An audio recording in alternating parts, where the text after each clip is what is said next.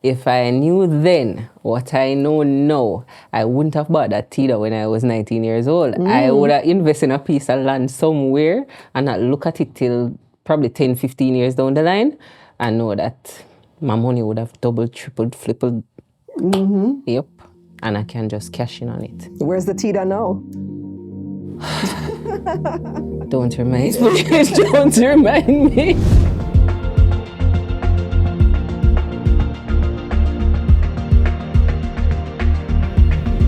Real estate is one of the keys to wealth creation. Way back from time was time, property and land has always been a measurement of wealth. And not only that, owning your own home also gives you a sense of security and pride. I'm Kalilah Reynolds and welcome to The Property Source, powered by REMAX Elite Realty. In our first episode today, we'll be talking to Jodian Myrie, REMAX Elite Realty agent, about buying your first property. Hi Jodian, welcome to The Property Source. Hi, thank you for having me. So I am very pleased to be working with REMAX Elite Realty to bring our viewers this amazing podcast. But you are from REMAX, so tell me, what is it? What do you guys do? What are you all about? Well, outstanding agents brings outstanding results.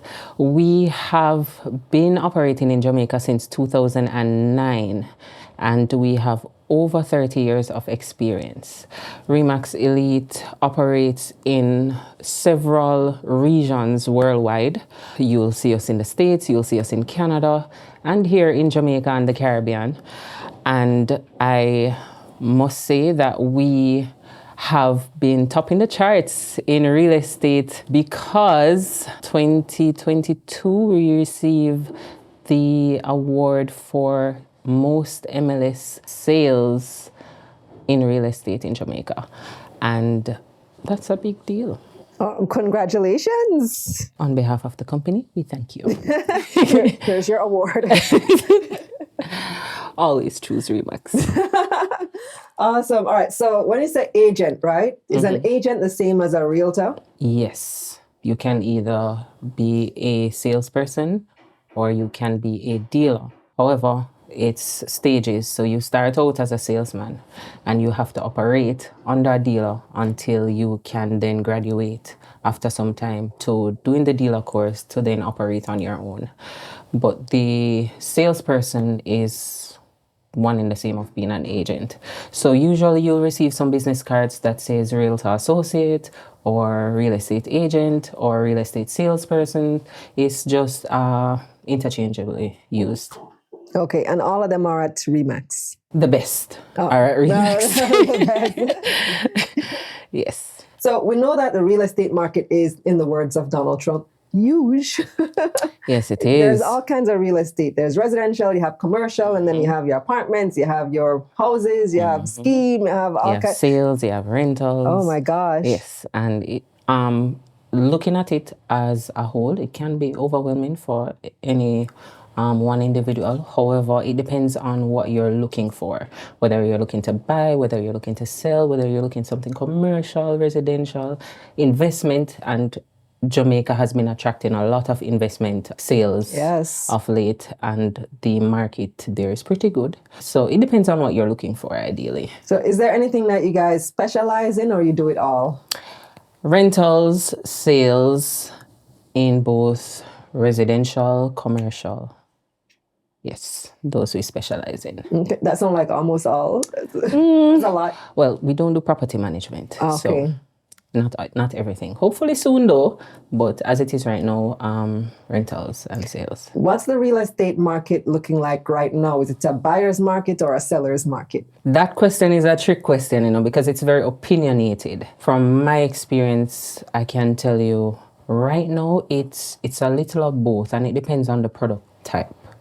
And I say product type in that you'll have residential apartment products, you'll have townhouses, you'll have villas, villa resorts. Our real estate market is very dynamic in that you'll have a property, well, two properties right across the street from each other, and they are at completely different value points. And persons will misunderstand that a lot. That's why it's good to have an agent, because they'll come in, oh, it's heaven deal, so it has to be valued at that amount.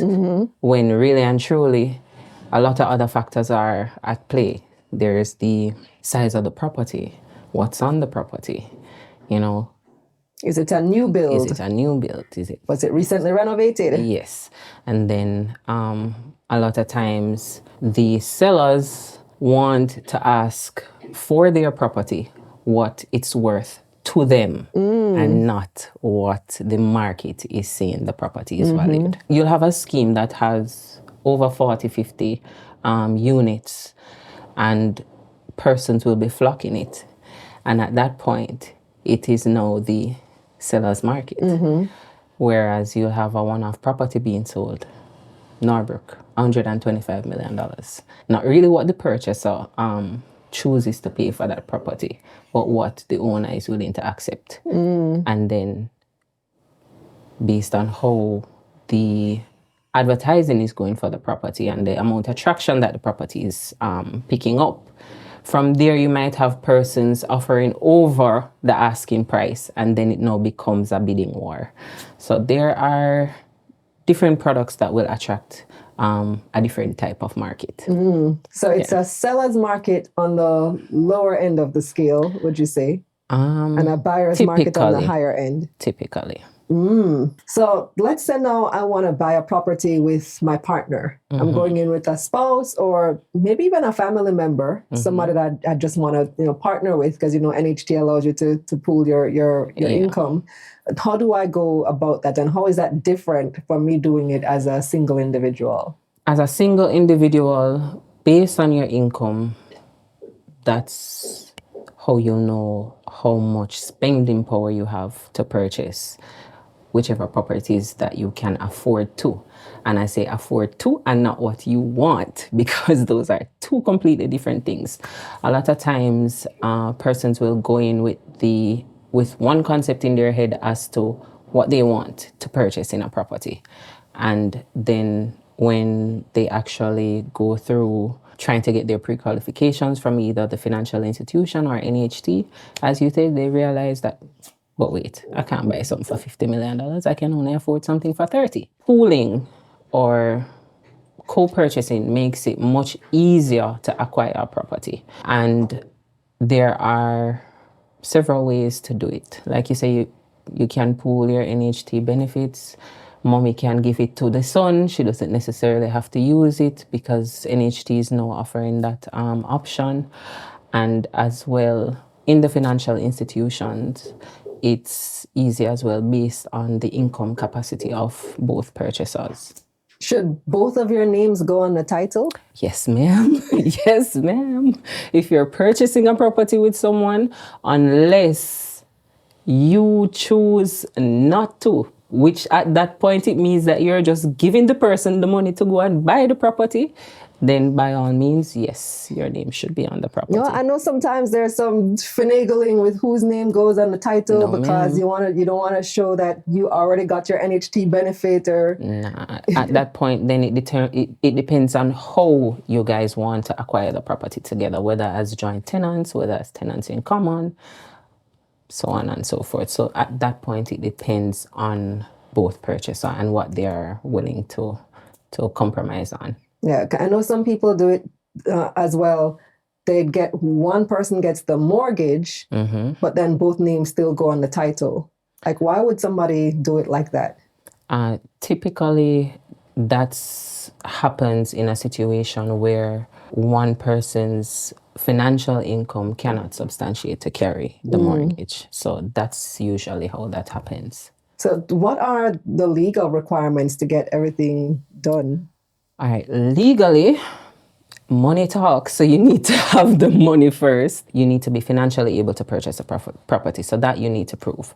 Your REMAX agent will have you fill out a customer information form, which is basically a capture sheet of all your basic credentials, your name, your TRN. You cannot purchase a property in Jamaica without having a TRN, and I cannot stress that enough. Persons will come ready to purchase a property, have their money, and don't have a TRN. So even if you're not Jamaican? Even if you're not Jamaican, you have to have a TRN in order to purchase a property, any property here. Now, all of the information that is provided on that capture sheet is basically to go along with the identification that you are going to provide, the photo ID. If the photo ID is not issued in Jamaica, it has to be notarized, and the original copy of that notarized form Photo ID ID. has to be presented to the realtor. They have to verify that they have seen the original copy, not a scanned copy, not a photo taken and sent by WhatsApp, but the actual document has to be mailed to the brokerage's office. Oh, wow. Yes, we are very strict when it comes to identity. We have to be able to prove that you are who you say you are when dealing with something as valuable as property. Once an offer is put in and it is accepted, everything else where legality is concerned is taken over by both parties' lawyers. So the agent brings you to the point of submitting your offer accepted, and then from that point on, the lawyers draft their sales agreement, and all legalities thereon thereafter is handled by them. The good agent, the REMAX agent, will follow up on your process, just to make certain that everything is going smoothly, because a lot of things can still come into play even after an offer has been submitted. There is still the process of dealing with the bank. There is still the process of the valuation to be done, because although you, the purchaser, would have done a valuation, or the seller would have done a valuation, the bank still would have to do their valuation. So you might be purchasing the property at X amount, and then when the bank checks it out with their valuator, it is two completely different figures, and then the offset of that will completely throw off an entire sale if the purchaser cannot fill the gap. Right. What if I'm self-employed though? All right, so if you are self-employed, the bank would require that you have an audited financial statement done and presented to them. They also would require a printout of your bank statement. Sometimes they ask for 3 months, depending on the institution. I know banks and credit unions and building societies, they ask for different things. They'll ask for 3 months, they'll ask for 6 months, just to substantiate the income that is coming in the account. A property title is needed for proof of the purchase of the item that you'll be buying, whether it be land, whether it be a townhouse, whether it be a house. A property title is needed as well for each. So that would be on the seller's side. On the seller's side. The seller has to provide proof that they can sell this property. Yes. Now, in providing that proof, earlier you said that more than one person can be on a property as owner. In order for a property to be sold, one person cannot say they want to up and sell that property. All parties on that document have to be in agreement that we want this property to be sold in order for it to be disposed of. Does that cause problems sometimes? Oh boy. I saw it on your face, that's why I asked. That breaks up families. So that causes a lot of problems. So mommy wouldn't want it to sell, and daddy wouldn't want it to sell, and you can't sell this and you can't sell that, and no, it's the last piece of thing we own. And yes, it will cause a lot of problems sometimes. And then what you usually find happening is one party buys out the other, or it ends up in a court matter. You know, one of the things that typically keeps people from buying property, that hinders somebody from buying a property, is coming up with that down payment. So the down payment is usually always a tricky part, because some persons think that, oh, they need this big whack of money. Oh, I hear it's 10%, I hear it's 15%. No, the standard legal percentage is 5%. It's not one set amount of money. I had a client once that said the down payment has to be $2 million. And I said, $2 million? That's a very specific amount. I'm like, where did you get that? Yes, I'm like, where did you get that? Because I'd love to purchase a property for $80 million and only pay down 2. Right? So it's based on percentage. So it's calculated at 5%. It's not something that is set in stone. I, the seller, you, the purchaser, can still come to our own agreement outside of that as to what percentage can be paid down based on leniency, based on we might be friends for umpteen years, and you know the person, you can vouch for the person. You don't want that entire 5% down because they'll be getting it financed and so on and so forth. But typically, it is 5%. I've seen at least one institution offer 100% financing. But when you say, legally it's 5%, so how that works? Legally it's 5%. Now, institutions that offer 100% financing, the discretion is then based on the seller and their attorney. And I say this because sometimes the seller wants to know that you are serious and will not back out of the sale. So what happens is you put that 5% up front. The institution sends over the LU for the same 100%. The money is held by the lawyer. Once the money comes over, then the lawyer refunds the 5%. Nobody wants to know that I signed an accepted offer form and then you back out pending, I'm waiting on a financial institution to give me 100%. So even if you're doing the 100%, you still need to have money to put down? Sometimes. Otherwise, it is based on the agreement between both parties.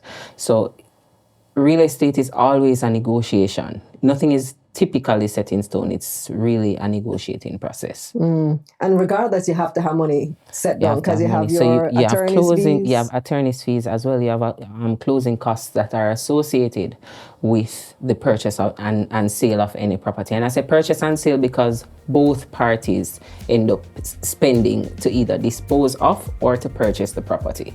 There are shared costs as well that are associated with selling and buying a property also. Here's our property of the week.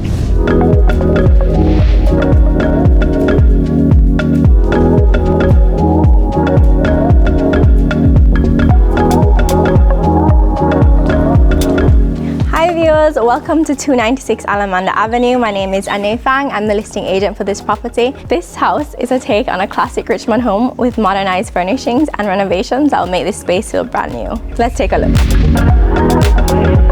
So as soon as you walk into the property, you're greeted with the open concept dining as well as the living area, and you go straight in through to the kitchen that has its own island as well as a breakfast bar. So this space is actually an addition to the house. This doesn't come in the original houses. This is one of the modernizations or renovations that you can also add to the property. Right here would be the third bathroom for the home as well as a laundry to the side. Off of the kitchen here, you have the 3 main bedrooms as well as 2 bathrooms, the master which has its own ensuite, and then a shared bathroom between the second and third bedrooms.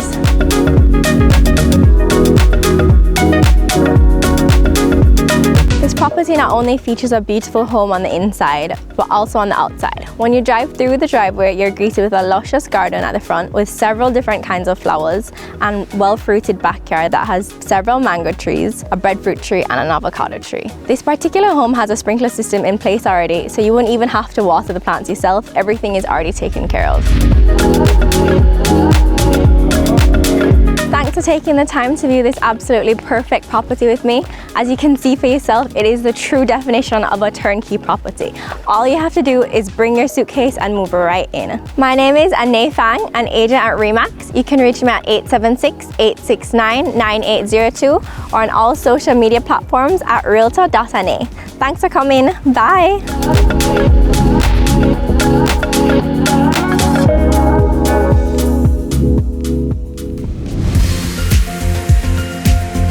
So what kind of fees would I be looking at if I was purchasing, say, a $20 million house? Like, how much money do I need? Oh Lord, no, I need a calculator. That's what I meant. 20 million is an easy number. So, all right, so you need your attorney's fees. That's what? How much percent? Usually anywhere from 1.5, and I say as low as 1.5 because that's the lowest I have heard. From as low as 1.5 to as much as 3%. 1.5 to 3%. Okay, so let's say let's call it 2%. Okay, so you need attorney. For the realtor now, how much? Okay, so the seller is the one that pays the real estate agency and not the agent. The agency then pays the agent. That is typically 5% for homes, and for land, it's 6%. Okay. Developments, however, are typically lower. And why that is because it's not a one-off property. So it's like a number of units you're getting listed under the agency. So the negotiation then comes in to be less than the 5% that's typically charged. All right. So we're at about maybe 7% between realtor and attorney. What other costs are there? So there are the transfer fees. And then there is the... Is that fixed? Transfer fees is a fixed amount or a percentage as well? Percentage as well. And the stamp duties, most of them are percentages. Only a couple costs are fixed. So we're looking at about 10%. Roughly. About 10% of the cost. You need to have that put aside in cash somewhere. In cash somewhere, yep. In addition to your down payment. The good thing is, it's not all paid at once because the process of a sale can take anywhere from as little as 30 days to as much as even a year. I've had a property that the sales agreement was signed the 4th of January 2022, and that sale did not close until the 19th of January 2023. Wow, what took so long? Patience.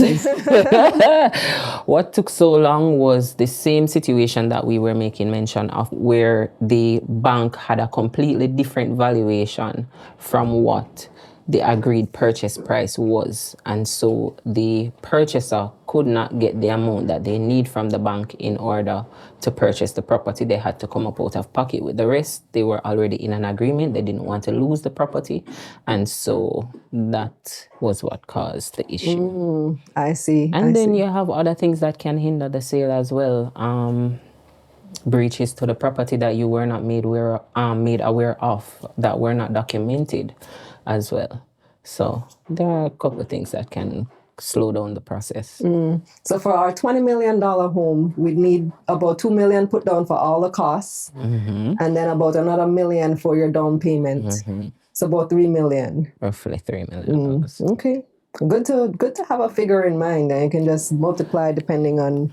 Usually, most of the financial institutions, though, they give you a on their websites. You can go have the mortgage calculator, and it gives you a breakdown of the costs that you would be paying back based on the percentages. Now the institutions are doing everything in-house for NHT. So whereas you would have to be going to NHT separate and then going to the financial institution separate, everything is done now under one umbrella, which is much easier for the purchaser, and it makes the process a bit more easily digested. So it works. So it's a win-win. Yeah, it's more convenient. So we're talking earlier about purchasing as a couple, whether it's family member or spouses purchasing together. There are different requirements depending on your age, for example. Yes. Like, let's say, what should a couple in their early 30s with young kids look for as opposed to an older couple whose adult children just moved out to be looking for? Okay, so for the older individual that's purchasing a property, the payback period would be shorter. So usually it's calculated to, I believe it's age 60. So if you're 50 years old, they're looking at, you have an active 10 years of payback. What will then happen if you're taking out a mortgage on a $20 million property? You have a shorter time to pay back that $20 million. So your installments are going to be way higher versus someone that's 25 years old purchasing that same $20 million property that have all that time to pay back, then their mortgage installments are way, way smaller. So you have to prove, the older person will more have to prove being able to pay that large sum each month for mortgage. And I stress that because any financial institution is going to look at your ease to live after paying a mortgage amount of $300,000-$400,000 a month. So taking that waka change out of your income, if you're only left with $50,000, can you live off $50,000 per month? So there are a lot of factors that would come into play, but ideally, shorter time means higher installments, longer time, smaller installments. Yeah. Anything else that we should know, Jodian? Always choose REMAX. A great spokesperson, I have to say that. You get value for your money. We take the time out in making sure that, your needs are being met. And as agents, persons always have a tendency to say, I have to be using 5, 6, 7 agents because I can never get this one and I can never get that one. But you'll always call a REMAX agent and get them. Yes, and we always deliver, which is why we are the top agency. That's why you won your We are the top agency. Yes. And I do hope from this little discussion, persons would have a bit more insight into what real estate is and, not feel afraid to wet their foot in the real estate market, be it for investments or, just to secure your first home. I always tell persons, try and grab your first home early. It doesn't have to be ideally what you want, but grab something early because guess what? 3-4 years down the line, it would have appreciated in value. Because if I knew then what I know now, I wouldn't have bought that Tita when I was 19 years old. I would have invested in a piece of land somewhere and not look at it till probably 10, 15 years down the line and know that my money would have doubled, tripled, flipped. Yep. And I can just cash in on it. Where's the Tita now? Don't remind me. Don't remind me. The Tita is no more. The Tita became Betsy. Betsy. Old faithful. And that property, well, yes. So that property would have been ideal. Trust me. Yeah, good to start. Thank you so much, Jody. Thank you for having me. Appreciate it. That's it for our very first episode of The Property Source. Follow REMAX Elite Realty all over social media. And remember to like this video and share with your friends. Also subscribe to this channel to keep up with all things real estate. And of course, let's get this money.